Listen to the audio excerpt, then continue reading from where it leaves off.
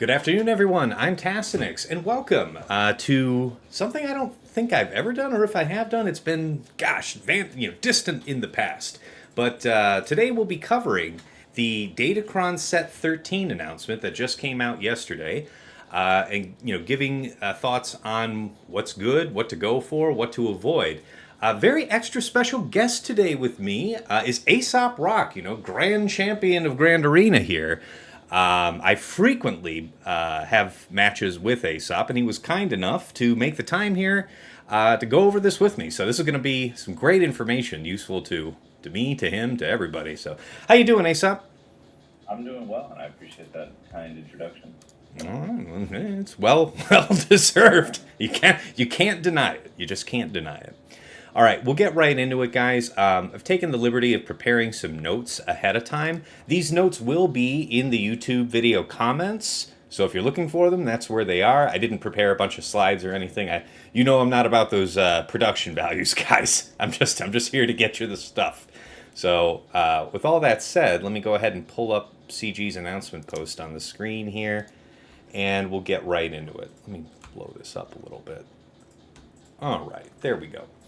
So, let's start with the first section on stats. So yeah, this set is much more defensive in nature. The only offensive stat available is crit damage. That said, stack crit damage for your offensive teams. Tenacity is on this set. It is a rare stat, so pick it up for whomever you're wanting that's going to be benefiting from debuff. From resisting debuffs. Note that there is a level 3 that I think says when you resist a debuff, recover health and protection. So there's some natural synergy there. You might consider that. Deflection is on this cron. Deflection is to special damage what dodge is for physical damage. So just keep that in mind. And we also have accuracy on this set. Accuracy is the counter stat to deflection and or dodge. Crit avoidance will be desirable for your teams where the tank needs to endure large upfront damage, especially early in the fight. And then resistance will decrease special damage taken. It's less desirable than some of the other stats that we have here, but that's where its application is. You good on that, Aesop? Anything you want to throw in on that? No, I mean, that's the kind of stat overviews. Yeah, I think some of them are more important than others. To get into that with team comps, etc. Very good, very good.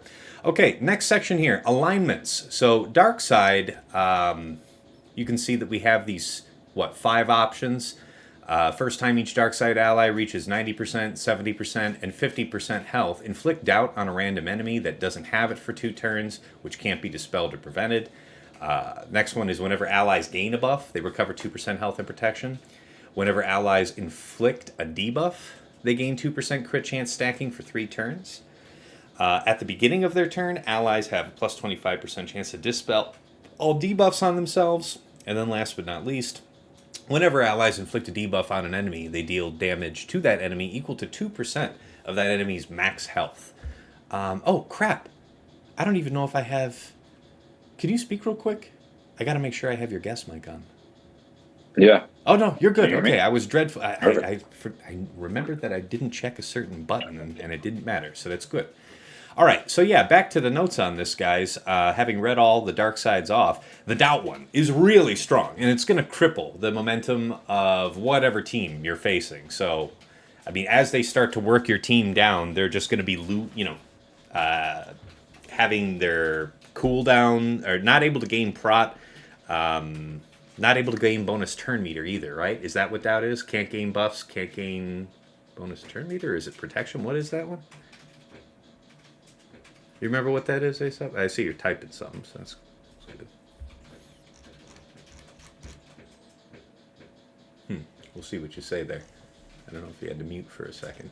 But regardless, the doubt one is really strong, and the 2% max health damage on debuffs returns. So it's great to have that back.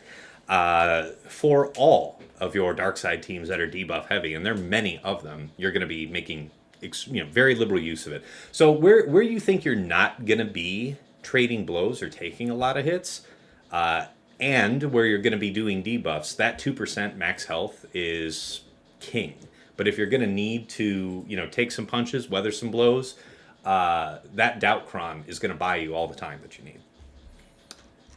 Did I miss a note from... Oh, he got a work call. Okay, so Aesop just got a work call here in the middle of recording. It happens, but he'll pop back in a couple minutes. We all have to respond to the needs of the day. Light side wise, so the first time... I'll read off the 5 here. Well, they're actually the very same ones, right? So you've got just a little different. So you had doubt. Enemies are inflicted with doubt for Darksiders at the 90%, 70%, and 50% thresholds. Well, here, the first time each light side ally reaches 75%, 50%, and 25% health, grant them protection up 50% for 2 turns, which can't be dispelled or prevented. Whenever allies gain a buff, they recover 2% health and protection, is the next one.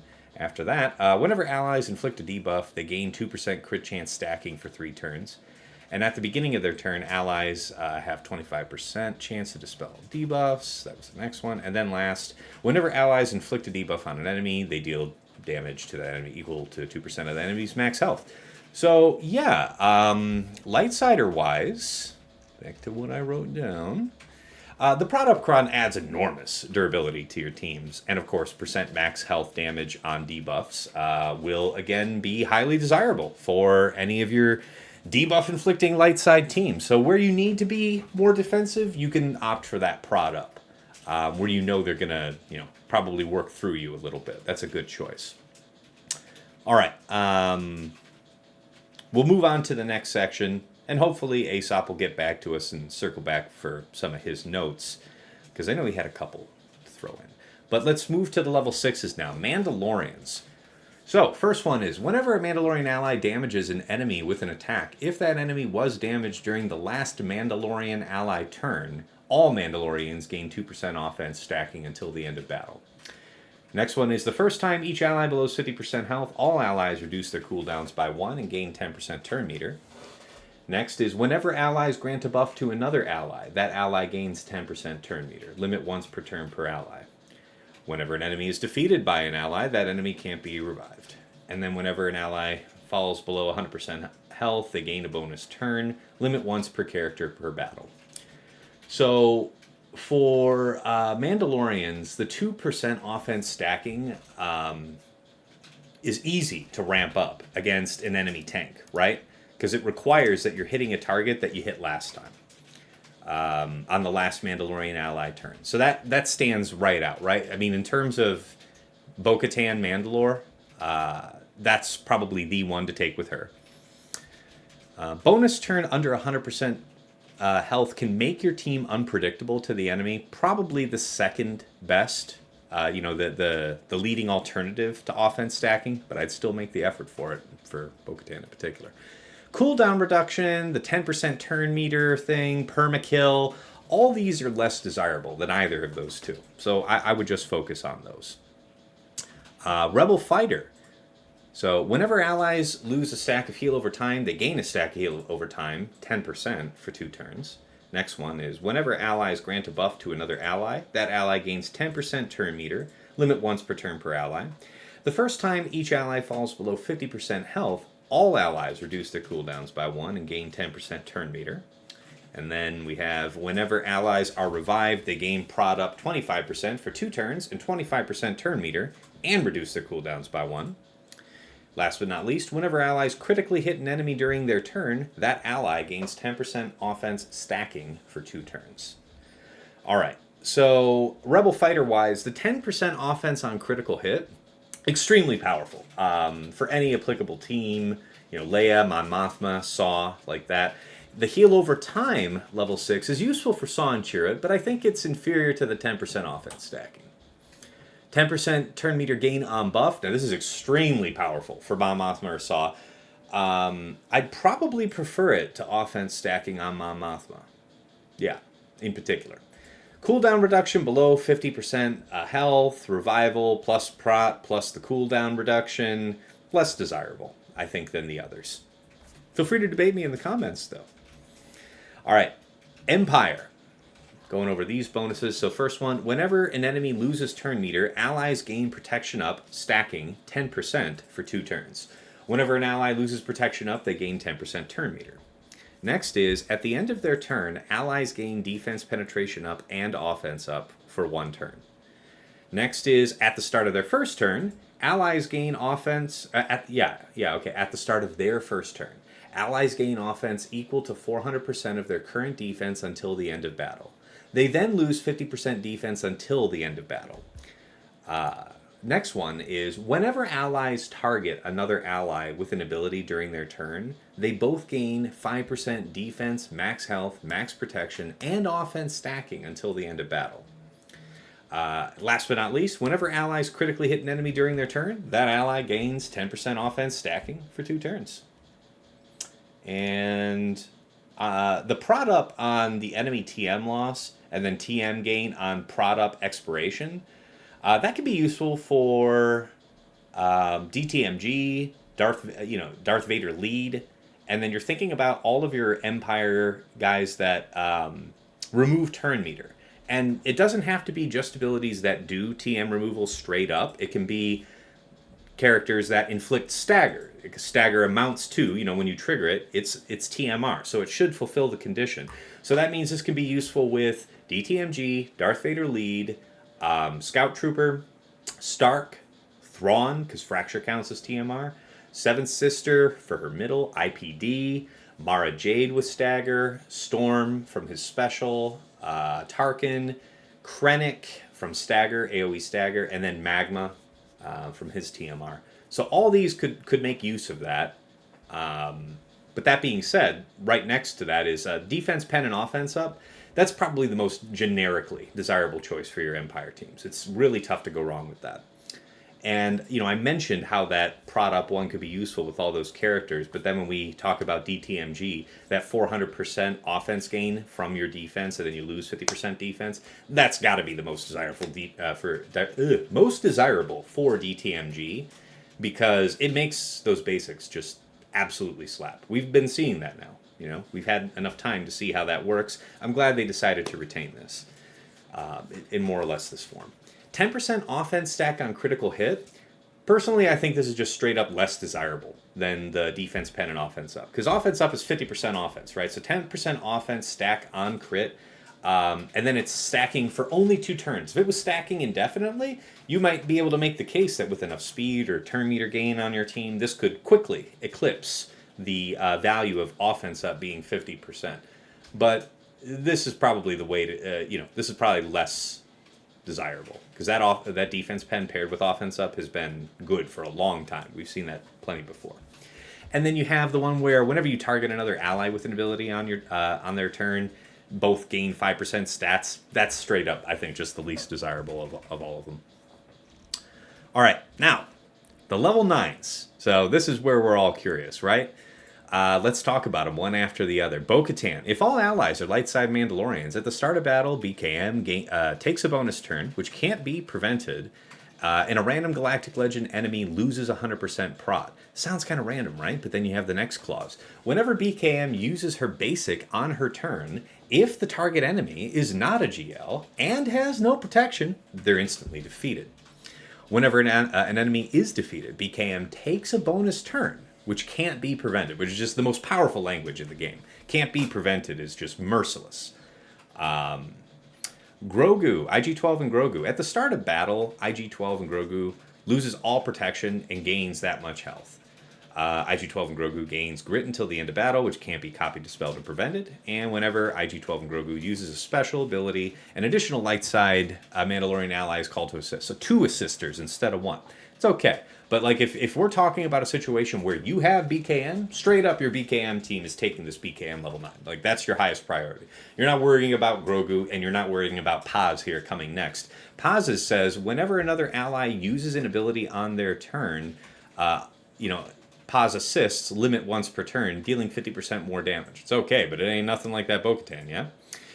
Mando, Beskar Armor. Now, this is one we've missed. I enjoyed this one when we had it last time. After using Discipline Setup, until he uses Swift Takedown, the Mandalorian Beskar Armor can't be defeated and is immune to Fear, Stun, and TMR.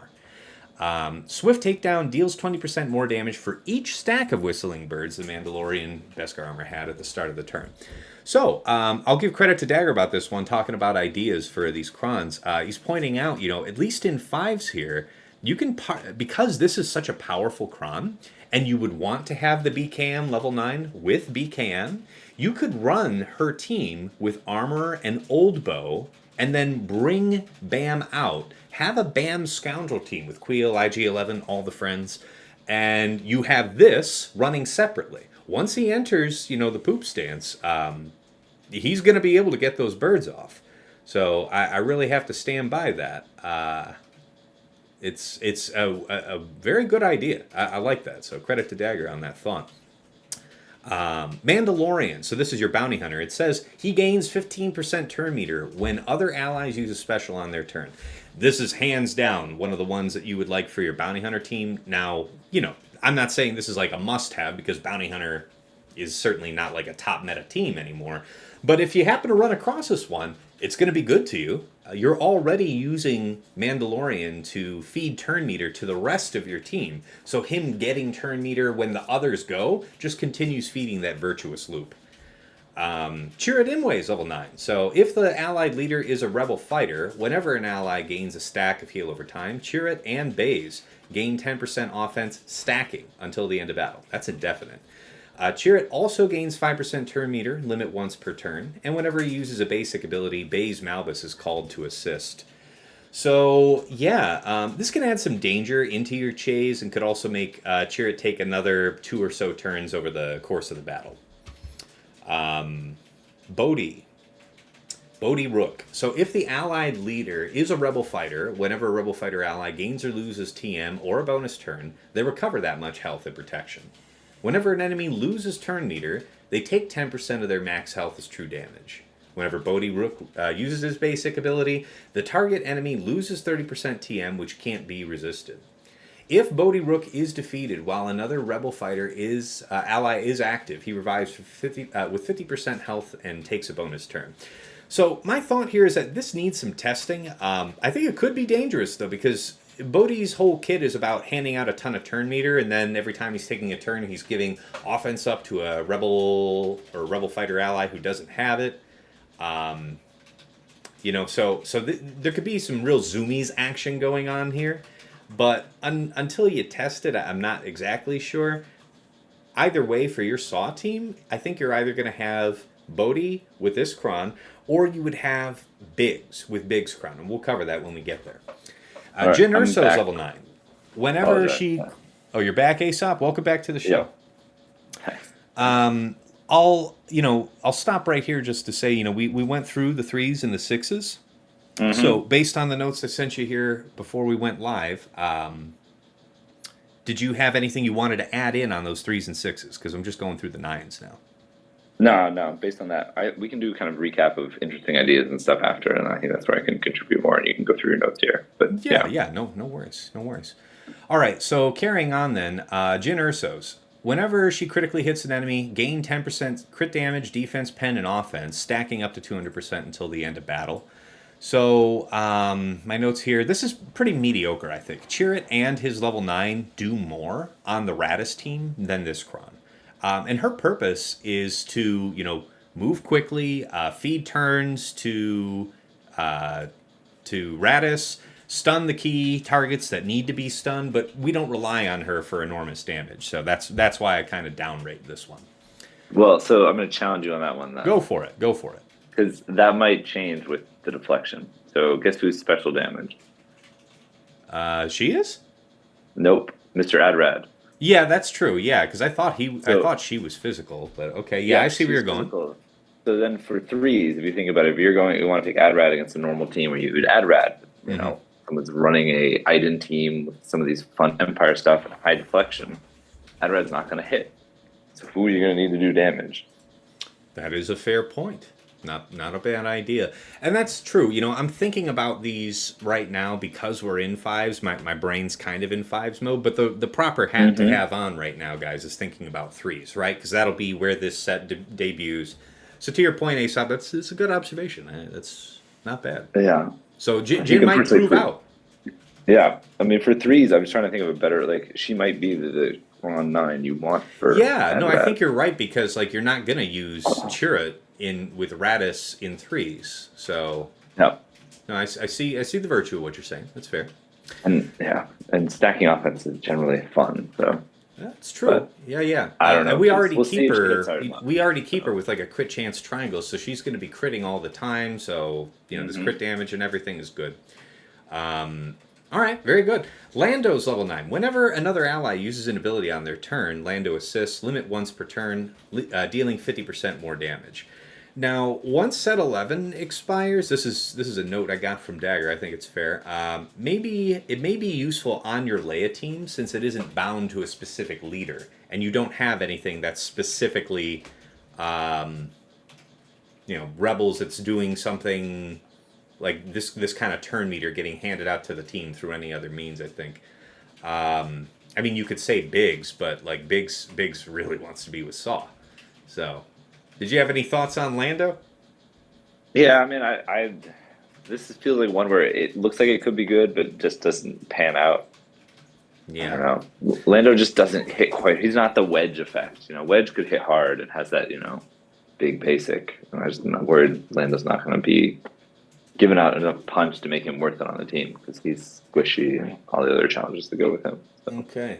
Yeah. So what kind of Crom would you be leading towards for your Leia then? Since I bothered to mention, using Lando's Cron for that. If you thought Lando's just, man, this really is just not enough. What would you maybe think instead then?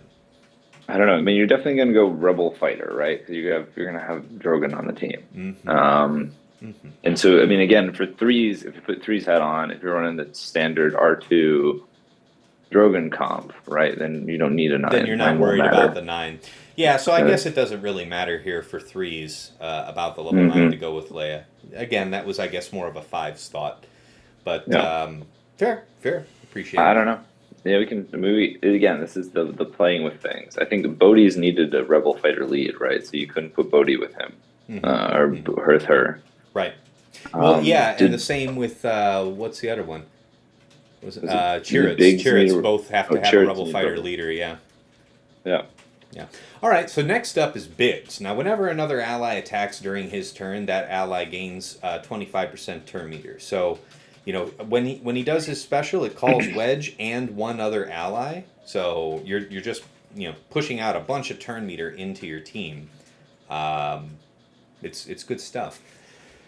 I think that's going to be your best choice for your Saw team. That's my thought. Sorry, you're going to say? I don't know. You stick under Leia for threes. Leia, Wedge, Biggs, and let them rip. I don't know. That is a fair one. Fun to do. Yeah. That's good. That is a good choice as well. Wow, that would be pretty crazy, right? Because you could do like Rebel Fighter stuff with a level 6 and then Biggs on 9. Have R2 somewhere else. You could. I don't know where you're going to use him in threes, but maybe not anywhere. Yeah, I don't know. At least he's kind of open. So that's a fair point. That sounds kind of gnarly, actually. Well, because you can put Drogon with a bunch of other stuff that can be fun, right? For sure. And so he causes problems elsewhere. We saw a bunch of weird stuff last season, right? Like Saw, Krex, Drogon. So no reason we can't see more of that. That's fair. DTMG's level 9. Okay, now at the start of battle and whenever DTMG uses a special ability, this is so cracked just from the first sentence. If the allied slot is available and there is no allied Dark Trooper, summon a Dark Trooper. Otherwise, a summoned allied Dark Trooper gains a stack of Dark Trooper squad. I don't think this will go above 4. I think, Dark Trooper, his unique says max 4, so I'm assuming the summoned version of Dark Trooper will be similarly limited. But still, whenever an ally uses a special ability, all Moff Gideons, so DTMG and the original Moff Gideon, gain a stack of insight. Imperial Remnant allies have plus 15% defense and offense for each stack of insight on Moff Gideons. So obviously, folks, for your DTMG team, it's a must-have. It's an absolute must-have. There's not a lot of must-have in this. This is one of them. Yeah, anything you want to add here, sir? You need to have this Gron. I mean, if you have DTMG, you need this Gron. It's busted, guys. Don't avoid it. Don't think you can skimp. All right, Imperial Probe Droid. Now this one's kind of interesting, actually. At the start of battle, IPD loses all prot and gains that much max health. IPD can be revived after using self-destruct and ignores taunt. So can be revived is not self-revive. This has a natural synergy with Aphra. Um, I guess there's other things that could revive droids, but like the first thing that jumped out to mind to me was Aphra. So in the I was distant, thinking sorry, go ahead. Swordy. Sorry to interrupt. It's Swordy also with the if you got the spare parts on him, so he will revive if he's the first to blow up. But so my Um, understanding is that isn't an actual revival effect. It's a preventing you from dying, then topping you off, then removing that effect from all other allies, so the effect only occurs once. I could be wrong, but that's my understanding of it because it's supposed to be like when they would be taken below 1% mhm. health, right? Yeah. So So does IPD come back normally when you do that? I don't even think I know. no, no, no. You're used to seeing him do that in like TB battles and stuff like that, but no, no, he doesn't have like some automatic revive.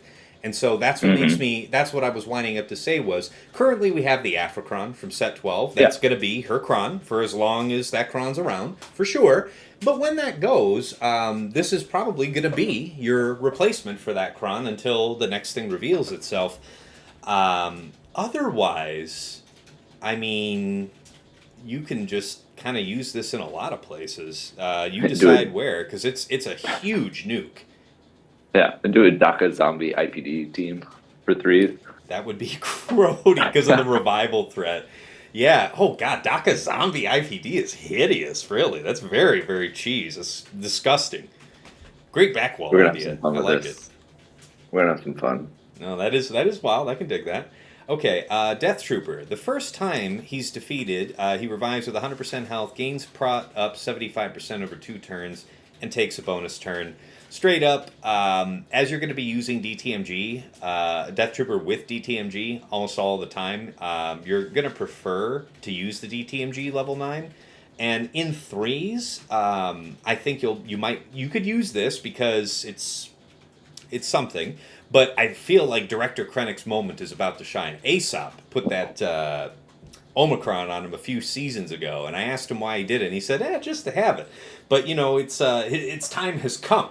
Its time has come. Krennic's about to Hmm. be a real thing here in threes, and I'm only saying that here just because this Death Trooper level 9 ain't going to cut it for that. It's just not as good. Shore Troopers level 9. Whenever he's dealt damage, so this is basically like the level 3, like the L3 one that we have for Scoundrels, right? So whenever he's dealt damage, reflect 20% of the damage dealt back to the attacker as true damage, which can't be evaded. This damage can't defeat enemies. I feel like in threes it's going to be like DT, or it's going to be Krennic, Death, and Shore. That's probably what jumps right out to me if I was going to set it on defense. Otherwise, I'd like run it on offense and maybe have range with me. But I don't really see this Shore Trooper cron being necessary if you end up getting one. But I wouldn't make any special effort to look for it. It is probably the best level 9 though that you would use with your Iden team. That is a note I have on that. Do you have anything to add on this one before we move to Krennic? Nah, I mean that's just a filler Yeah. one. When you're filling out your crons, if you have it, sure. But Yeah. otherwise, like you said, you're not farming for it. Yeah. All right. Last but not least, Director Krennic. Whenever he critically hits an enemy, gain 10% CD, defense penetration, and offense, stacking max 200% until the end of battle. Now this is pretty good, but if you've made the effort to put the Omicron on him, it's going to be incredible. This is going to slap so hard. So for those who underestimate it come threes time, it will be your undoing. You have anything you wanted to add on this one? I'm excited to play with it. That's all. We're gonna see what we can do. I So, bet you are. Yeah, I'll probably pick your brain a little later about how you might be shaking up the mod spec for that. yeah, But you'll have to see it when we face. yeah, Or God knows we I'll be meet seeing you weekly. soon. Yeah. And then, I know you and I were talking just before we went live about, some real winners and losers from this set that we wanted to cover. So I'll just talk about like the two must-have crons, the winners that you really want to have. Not saying that these are the only good ones, but these are like do your damnedest to get these ASAP. So for DTMG, the level 3, 2% max health damage on debuffs is the one I go with. For level 6, 400% offense gain from defense. And then level 9, DTMG. For Bo-Katan, oh, sorry, go ahead.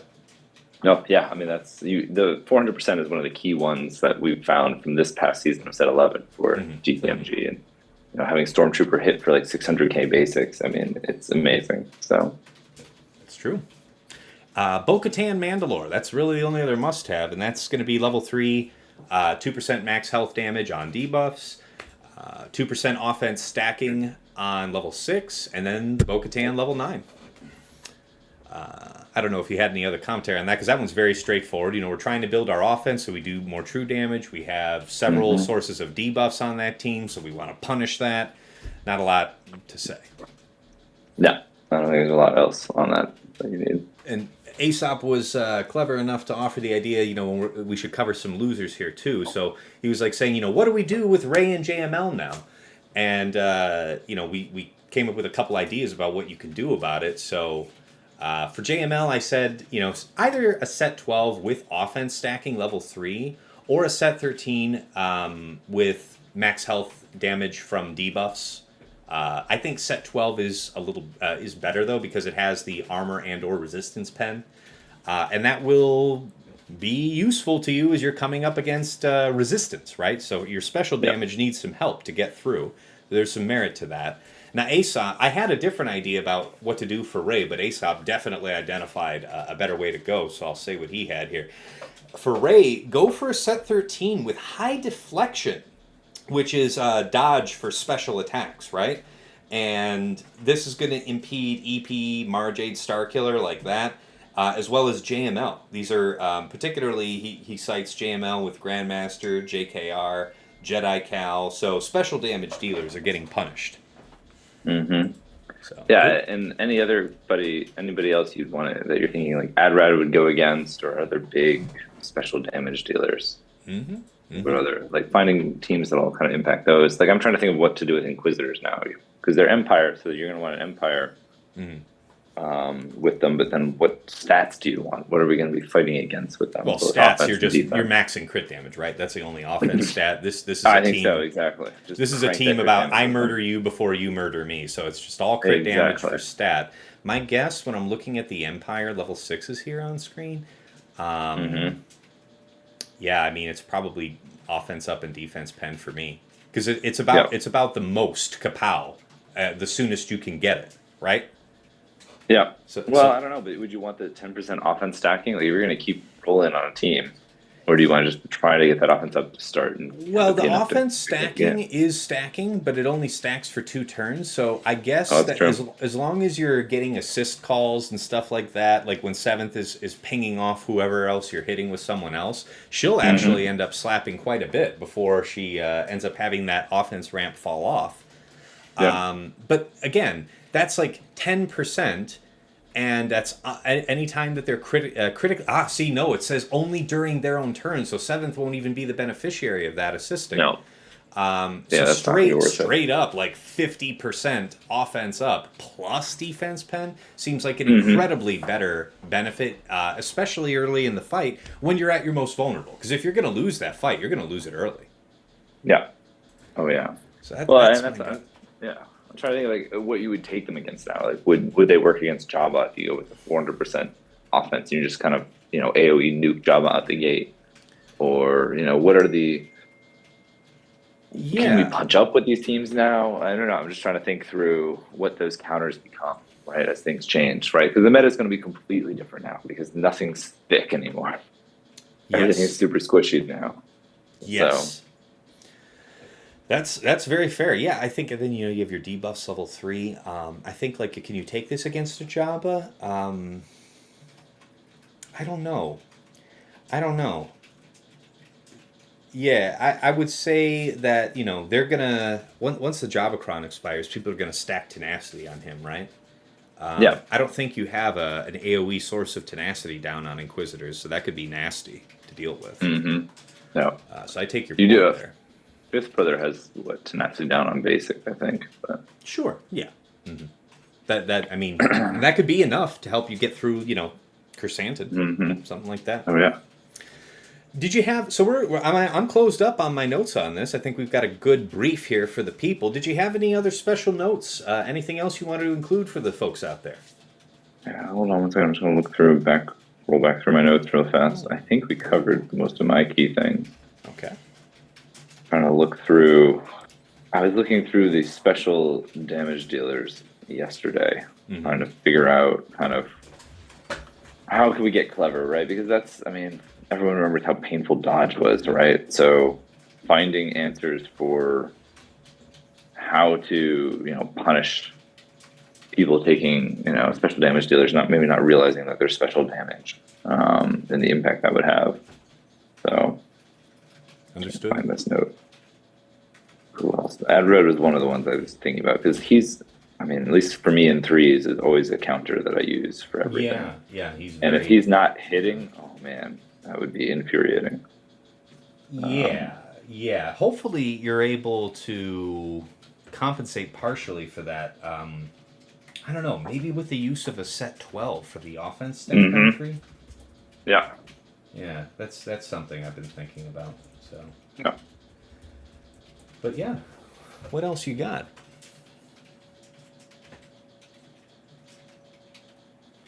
I think that's it for me. Okay. I appreciate the opportunity. No, it's always great to have you on. I really appreciate you making the time. You're just as good a compatriot as you are an opponent. So I'll take that. All right, folks.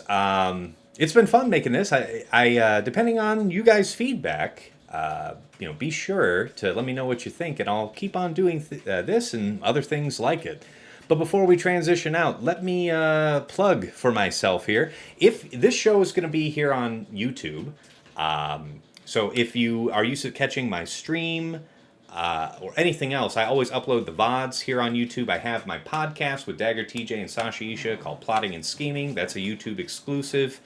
My patrons get early access to it the day after it's recorded, which is before the lock-in for the next week, so you can get that intel ahead of lock-in and make adjustments on the fly. For all of my other followers on YouTube, that video comes out on Fridays. And yeah, this video itself will be a YouTube exclusive. So if you like what we're doing here at Tassinix Gaming and you want to support me, check out patreon.com/Tassinix. There's something there for any upwardly mobile GAC player. The $5 tier gets you into my community and you can start being part of that conversation, using the resources. It's a great way to get started here. The $10 and up tier is where a lot of users say that they're super happy because that not only gets you into my Patreon community, but it also gets you a bundled Patreon membership to OmegaBot. So if you've ever seen me on stream run those detailed reports on my opponents, breaking down, their behaviors, their preferences, where they're weak, where they're strong. No other GAC scouting tool gives you such powerful at-a-glance information. Can't say enough good about it. Let's go ahead and thank the patrons themselves who make all this possible. At VIP Access level, VIP Access Plus level, taking advantage of the aforementioned OmegaBot special. That is Trevor Boy Gaming and Striker. Thank you guys so much. At VIP Access level, I want to thank Quig, who is my most recent sign-up, but I haven't updated the slide yet, so I want to make sure we give him his props.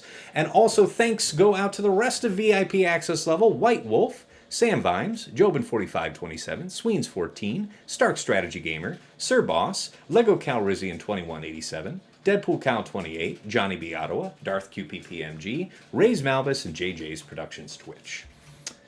Special thanks to Yoda Force, one of my original supporters. Doesn't play the game anymore, but we remember him fondly. To Mrs. T, my darling wife, thank you for allowing me to spend even more hours, making what I hope is quality content for this phone video game. To Dagger, TJ, Sasha Isha, my co-hosts on Plotting and Scheming, thank you guys, as always, for the time you make to make our shows. I know you're all busy in real life, so thank you a lot. And a special thanks to Dagger for his work as an admin on my server. Helps a lot in the community. Thanks for that. Nomad's Reaper is a man who really needs no introduction. Pops in from time to time, drops thousands of biddies, dozens of subs, goes crazy with it when he does join us on stream. But and I don't want, he's amazing, and I can't say enough good about him. But I also want to make sure while we're here, got to thank Aesop again.